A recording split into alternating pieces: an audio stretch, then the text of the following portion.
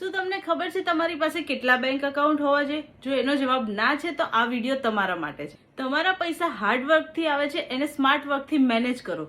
તમારો personal finance માટે તમારી પાસે 3 બેંક એકાઉન્ટ હોવા જોઈએ.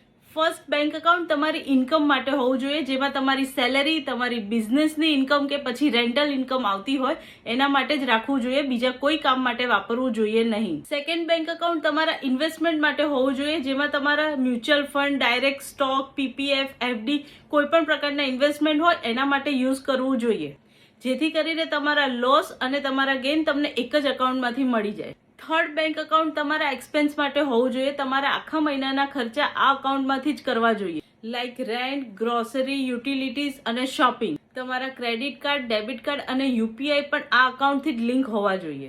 લાસ્ટમાં તમારા શોર્ટ ટર્મ ગોલ જેવા કે ઇમરજન્સી ફંડ અને ટ્રાવેલ ફંડ એ તમારા ઇન્વેસ્ટમેન્ટ એકાઉન્ટ અને એક્સપેન્સ એકાઉન્ટમાંથી મેનેજ કરી શકો છો. જો ઇન્ફોર્મેશન ગમી હોય તો તમારા મિત્રો સાથે શેર કરો અને આવી જ બીજી ઇન્ફોર્મેશન માટે મારા પેજ ફાઇનાન્સ બાય નિશાને ફોલો કરો.